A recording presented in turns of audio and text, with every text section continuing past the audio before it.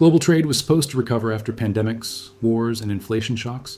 Instead, something unexpected is happening beneath the surface. Trade volumes are growing, but at a pace that feels increasingly fragile. Governments talk about resilience while businesses quietly feel pressure. This slowdown is not accidental, it's structural.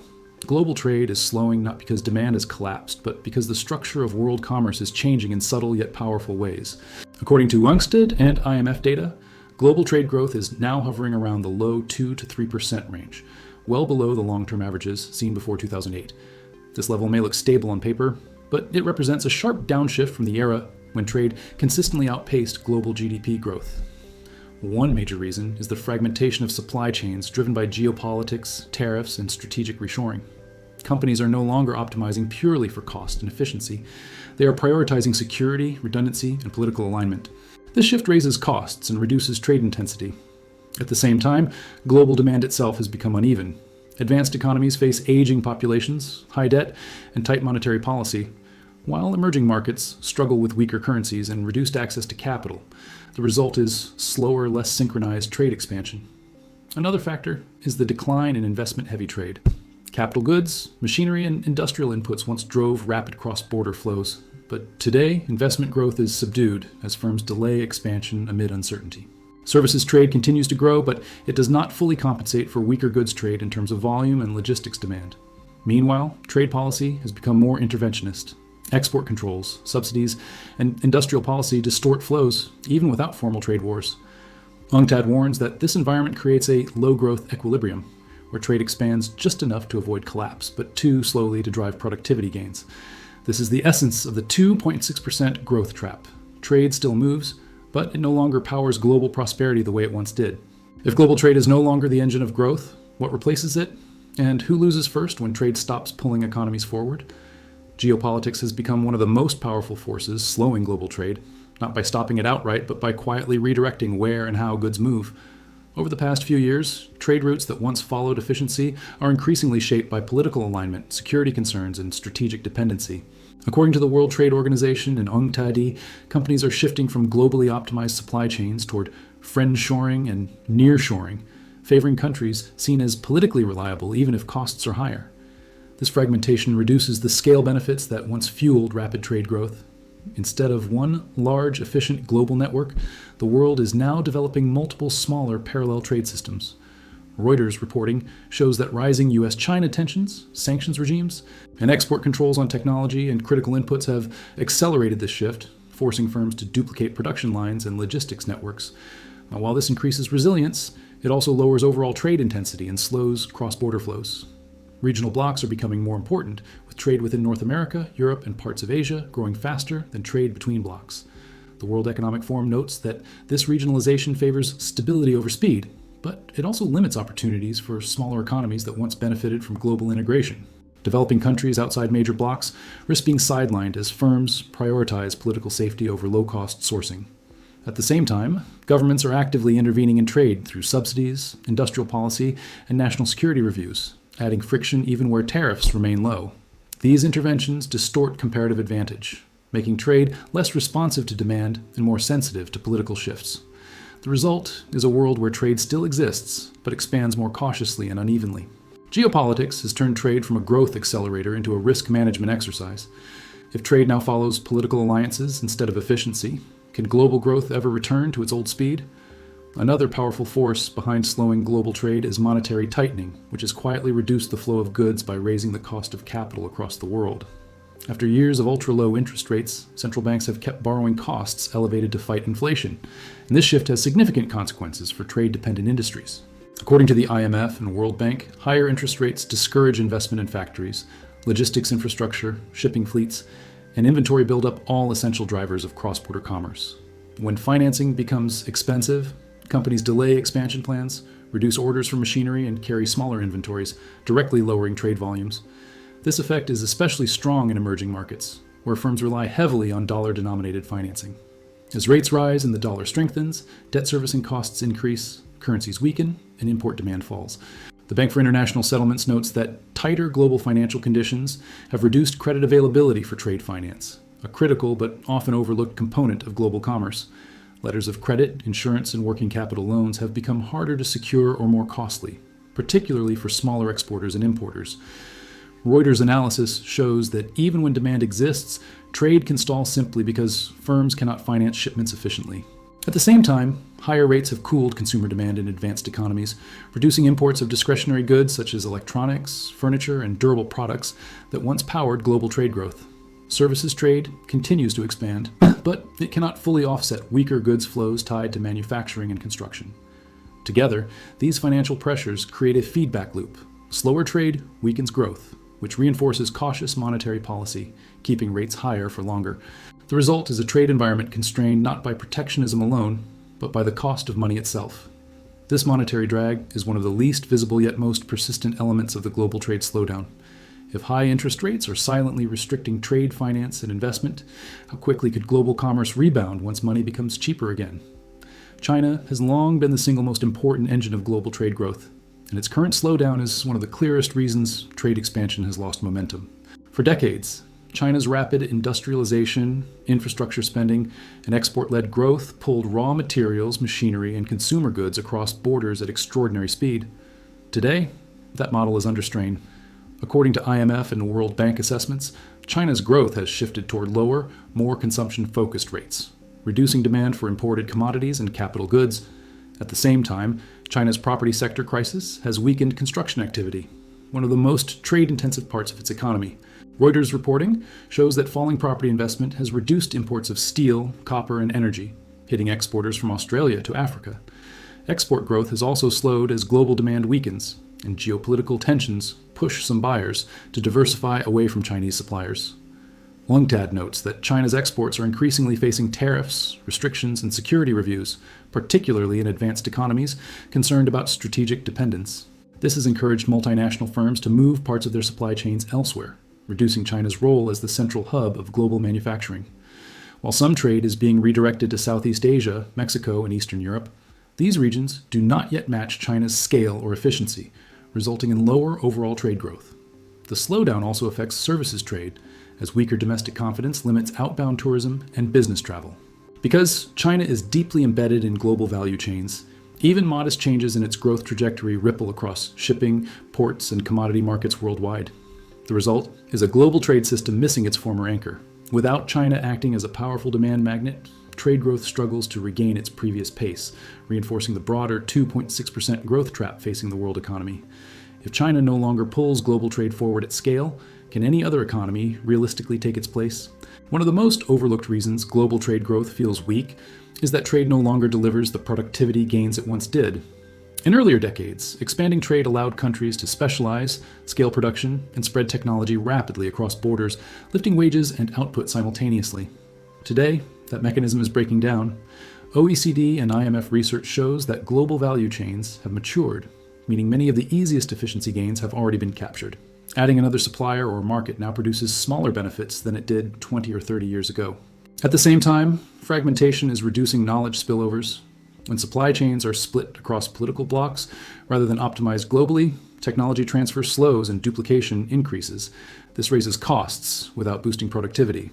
The World Bank notes that many firms are now investing in redundancy instead of innovation, prioritizing resilience over efficiency. While this reduces risk, it also weakens long-term growth potential. Trade is also shifting toward less productivity-enhancing sectors. Services trade is expanding, but many services are less scalable and generate fewer spillovers than manufacturing. Meanwhile, goods trade, linked to heavy investment, infrastructure, and industrial upgrading, has slowed. Reuters' analysis highlights another drag.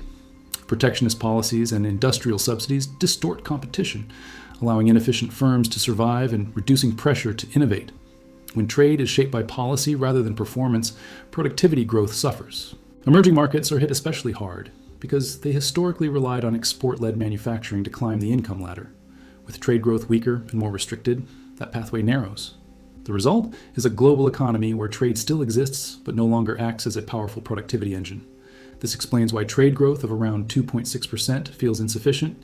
It sustains activity but fails to generate the dynamism needed for strong, broad-based prosperity. If trade no longer boosts productivity the way it once did, can global growth escape stagnation without a new engine? The slowdown in global trade is hitting developing economies earlier and harder than advanced ones, exposing structural vulnerabilities that were masked during years of rapid globalization. Many emerging markets built their growth models around export-led manufacturing, commodity shipments, and integration into global value chains. When trade growth weakens, these economies lose their primary engine for job creation, foreign currency earnings, and industrial upgrading. According to the World Bank and UNCTAD, slower trade growth reduces demand for manufactured exports from countries in Southeast Asia, Latin America, and parts of Africa, while also depressing commodity prices that many low-income nations rely on for fiscal revenue.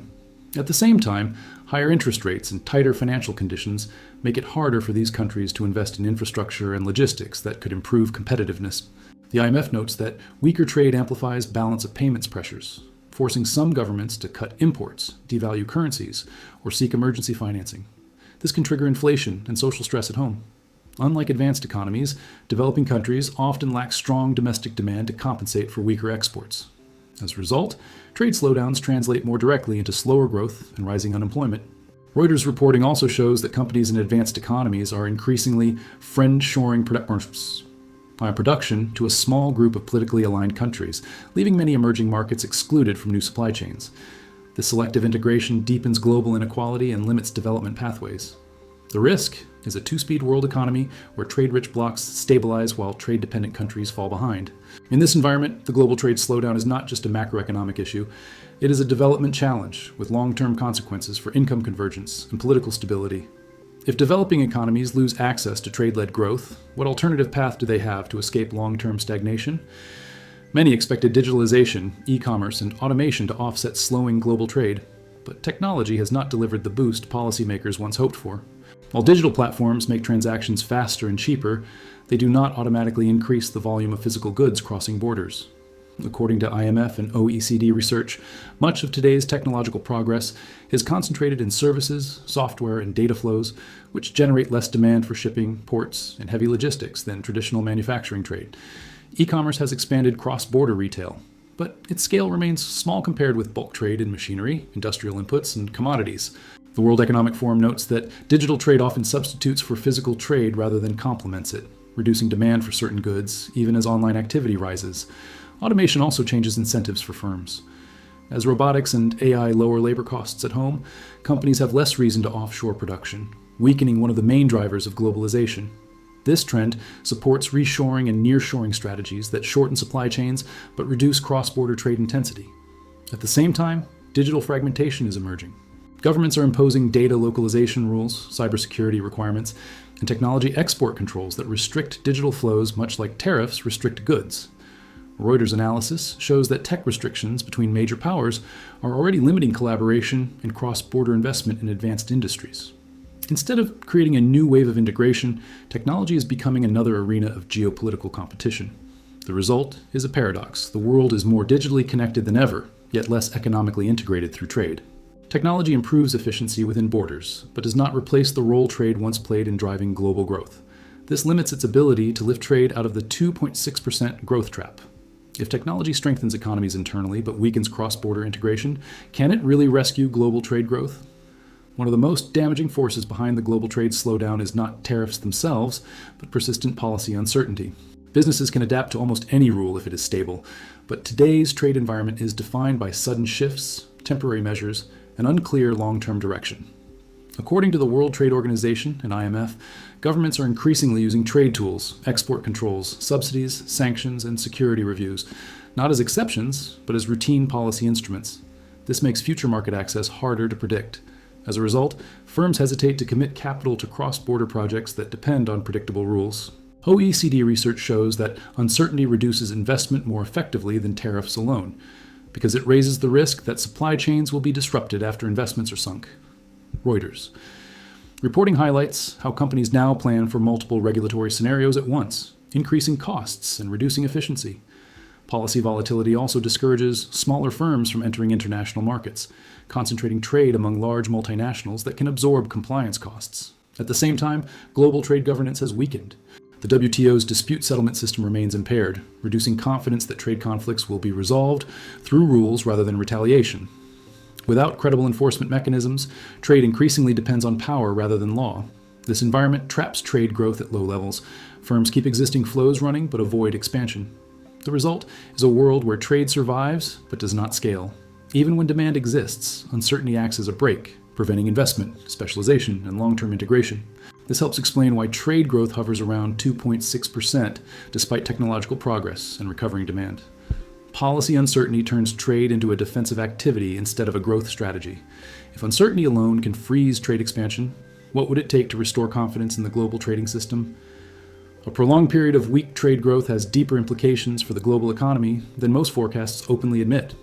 When trade expands slowly, it limits productivity gains, reduces competitive pressure, and weakens income growth across countries. According to the IMF and World Bank, trade has historically amplified global growth by spreading demand, technology, and investment across borders. When that amplification weakens, economic shocks become harder to absorb, and recoveries become slower and more uneven. Advanced economies may manage through strong institutions and domestic demand, but developing countries face tougher choices as export revenues stagnate and fiscal space shrinks. OECD analysis shows that weaker trade also reduces long-term growth potential by discouraging specialization and scale, two foundations of modern prosperity. At the macro level, slow trade growth reinforces a low-growth equilibrium where investment remains cautious, wages grow slowly, and governments struggle to finance public services without raising debt. Financial markets adapt by favoring defensive sectors and domestic-oriented firms, while cross-border investment loses momentum. Reuters reporting suggests that policymakers are increasingly aware of this trap, but lack consensus on how to escape it, especially as geopolitical tensions constrain cooperation. Efforts to revive trade through industrial policy and subsidies may support specific sectors, but often distort competition and fail to lift overall growth. In this environment, the world economy becomes more fragmented, more volatile, and less capable of generating broad-based prosperity. The 2.6% trade growth rate is not a temporary slowdown. It is a signal that the global economic model is shifting. Whether this shift leads to stability or stagnation depends on how countries adapt to a world where trade no longer carries growth on its shoulders. If weak trade growth becomes the new normal, can the global economy avoid settling into permanent low growth? Escaping the global trade slowdown will require more than cyclical recovery or temporary policy fixes, because the forces holding trade back are structural. The IMF and World Bank argue that trade growth will not return to pre-2008 levels unless countries address fragmentation, rebuild trust in global rules, and lower barriers created by uncertainty in geopolitics. Yet doing so is politically difficult in a world where security concerns increasingly dominate economic decision-making. Governments are prioritizing resilience, strategic autonomy, and domestic industries, even when those choices reduce efficiency and trade intensity. The World Economic Forum notes that some reglobalization is possible through new trade corridors, digital standards, and green supply chains, but these initiatives tend to be narrower and more regional than past waves of globalization. This means trade may grow, but in a different form, slower, more selective, and less powerful as a growth engine. OECD analysis suggests that productivity-enhancing reforms, such as investment in infrastructure, skills, and innovation, could partially compensate for weaker trade. But these take time and require fiscal capacity many countries lack. Cooperation among major economies could ease tensions, yet current geopolitical rivalries make broad agreements unlikely. As a result, the world may settle into a new equilibrium where trade supports stability rather than drives rapid expansion. This does not imply collapse, but it does mean lower expectations for growth, convergence, and opportunity. The 2.6% growth trap is therefore not just a statistic. It reflects a transition to a more constrained global economy. How governments respond will determine whether this transition leads to managed adjustment or prolonged stagnation. If global trade can no longer fuel growth the way it once did, what will become the next engine of the world economy? For clear, data-driven explanations of how global economics is changing, stay with Wealth Woven and keep looking beyond the headlines.